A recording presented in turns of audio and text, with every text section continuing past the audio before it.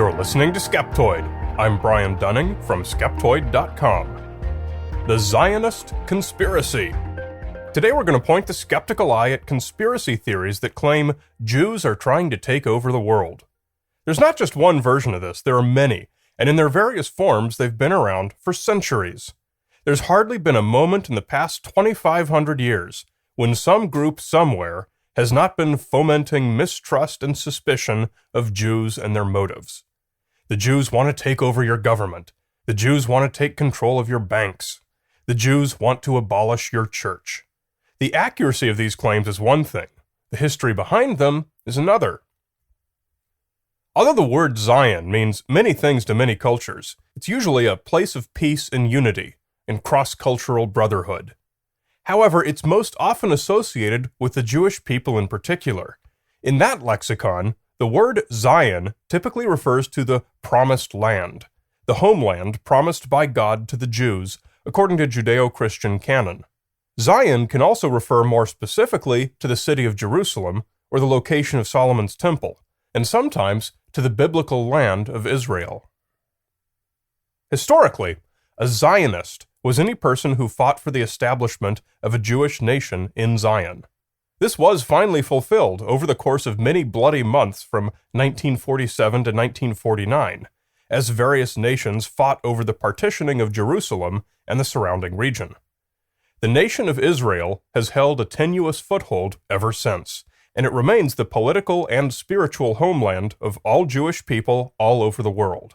Since its establishment, the mission of Zionists has been to defend and strengthen Israel, and to oppose challenges to its sovereignty. In short, Zionism is Zionist nationalism. Some critics of Zionism frequently broaden the application of the word Zionist to include any people anywhere who express support for Israel. Suffice it to say that anti-Semitism is not your everyday bigotry. Its roots run deep. It is cross-cultural, and it's been institutionalized as an official national policy by some of the world's greatest superpowers. Nazi Germany is only the most obvious example of anti-Semitism as policy, but it's hardly the only one. 500 years before Christ, in the time of ancient Persia, Xerxes ordered all Jews in his kingdom to be killed. Various Roman emperors and Greek kings ordered the Jews to be exterminated. While the Christians prosecuted their crusades against Muslims and Jews, the Muslims were forcing Christians and Jews to either convert or be killed.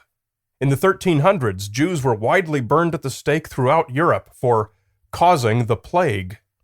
In the 1400s, the Spanish Inquisition burned some 30,000 Jews for refusing to leave their country. But this list could go on and on ad nauseum.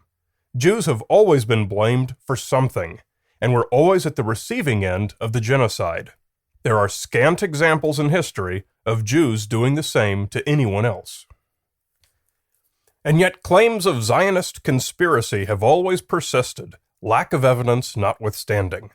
The most significant evidence of the existence of the Zionist conspiracy to rule the world appeared in St. Petersburg, Russia, in 1903.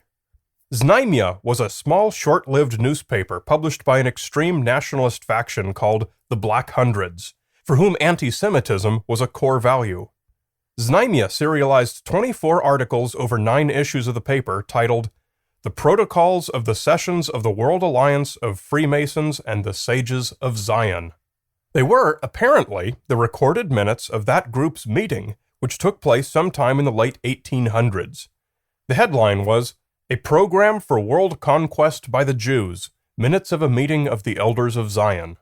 Its articles covered such topics as economic war, methods of conquest, acquisition of land, a transitional government, propaganda, destruction of religion, organizing disorder, and the control of stock markets. Russian ultranationalist Pavel Khrushchev, the publisher of Znamya and openly anti-Semitic, refused to give his source for the articles, other than to say they were received by him in French and were translated. The Protocols of Zion, as they were commonly called, were widely translated and reprinted. They appeared in numerous Russian publications for the next 14 years, and then arose in the West. Britain, the United States, and Germany began publishing them around 1920, and they've been available in print somewhere ever since. Today they're still published throughout the Middle East, in Venezuela, in Malaysia, and Indonesia, most often in Muslim countries. The first Western publication is believed to have been in the Times of London on May 8, 1920, under the headline, The Jewish Peril. While some readers were shocked at what they believed the Jews were up to, others were more skeptical, and one of the Times correspondents finally uncovered a shocker.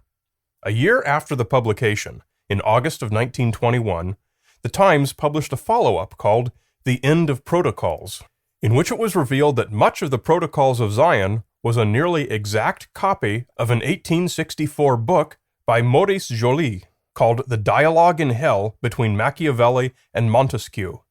Joly, a conservative French lawyer, wrote it as a satirical account of how Napoleon III was planning to take over the world. Large sections of it were plagiarized word for word in the original French, literally replacing the word French with the world and replacing Napoleon III with Jews.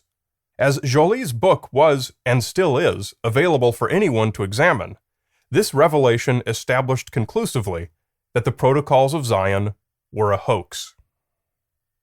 But who was the hoaxer?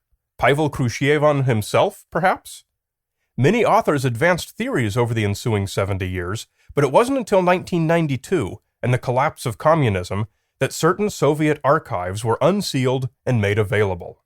Russian researcher Mikhail Lipashinya spent 5 years going through the records, and the story he unearthed was worthy of a modern spy tale.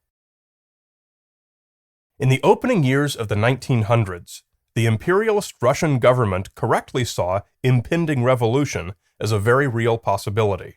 The primary job of the Okhrana, the Russian secret police, was to stave this off as best they could. And in a war of ideologies, propaganda is usually the best weapon. Anti-Semitism was endemic in the imperial government. Indeed, discrimination against Jews was a national policy. And blaming the empire's problems on the Jews was a familiar tactic of the regime. Piotr Rachkovsky was the head of the Okhrana based in Paris, where he could keep an eye on the many revolutionaries who had sought safety in France. Around 1900, while researching propaganda campaigns, he came across The Dialogue in Hell Between Machiavelli and Montesquieu. Documents unearthed by Lipashinya show that Rachkovsky's office hired the author and political activist Matvei Golovinsky to write something up showing that the Jews were behind everything the revolutionaries opposed. Golovinsky wrote the Protocols of Zion using the text provided by Rachkovsky as a guide, and then it was delivered back to Russia by their agent Yuliana Glinka. She delivered it into the eager hands of publisher Pavel Khrushchev, and the rest is history. Mikhail Lipashinya's findings were written up in the French magazine Le Figaro in August of 1999, and again to much greater attention in L'Express a few months later.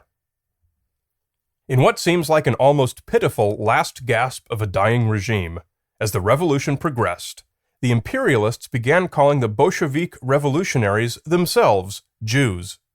The term Judeo-Bolshevism was invented to associate Jews with communism, and later became one of Adolf Hitler's pet phrases.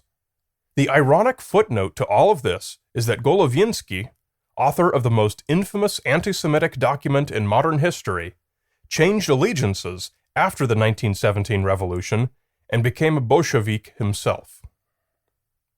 With the Protocols of Zion having been so thoroughly proven to be a hoax as early as 1921, its continued publication and endorsement by such world leaders as Hugo Chavez and Mahmoud Ahmadinejad suggests that belief in the Zionist conspiracy is driven by something other than true history or evidence. Many scholars have identified 3 basic types of anti-Semitism. 1, ancient anti-Semitism, which despised Jews because they were poor and considered inferior. Their culture had a late start and few friends, and they never got a strong foothold. 2, modern anti-Semitism, on the other hand, is largely based on suspicion of the Jews trying to control the world economy. Since the establishment of Israel, suddenly Jews have been considered to be in a position of strength from which they can wield international power. And 3, Christian anti-Semitism, which has its roots in Jewish deicide. This is the belief that all Jews everywhere are responsible for the execution of Jesus Christ. This underlying theme has been the primary driver of European anti-Semitism for 2,000 years. Why were the Jews always on the receiving end of holocausts, crusades, inquisitions, and imperial edicts? Why are there no stories of Jews riding forth and exterminating their enemies? The Christians and the Muslims fought each other, and both fought the Jews. We don't seem to have ever seen the Jews fighting back. The simple answer is that throughout most of history, there has never been a Jewish homeland. There were no Jewish kings to send armies against the Christians and the Muslims. There were no Jewish dungeons in which confessions of apostasy could be extracted. The Jewish culture has been largely a civilization of refugees ever since biblical times. They are history's greatest scapegoats and toughest survivors. So far, not a single one of any of the myriad Zionist conspiracies has ever come true or been evidenced to exist. The only foundations supporting the Zionist conspiracies are profound, historically rooted anti-Semitism and hoaxed or non-existent evidence. Centuries of oppression have marginalized the Jewish community, and they remain a tiny minority in the world, hardly the likely suspects to rise and conquer the world's economies and governments. Some conspiracies are undoubtedly real, but of the many conspiracy theories that claim to predict future events, like a Zionist world government, not one has ever materialized. To those who promote or fear any given Zionist conspiracy, consider that all of its predecessors has faded away unfulfilled. I urge you instead to find your own Zion, a place of peace, unity, and cross-cultural brotherhood.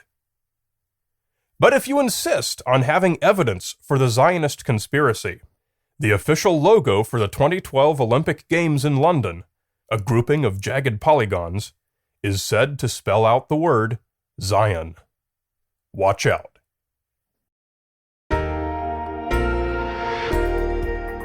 Every Skeptoid episode has complete bibliographic references on its transcript page at Skeptoid.com, plus further reading suggestions if you want to know more. You're listening to Skeptoid, a listener-supported program. I'm Brian Dunning from Skeptoid.com.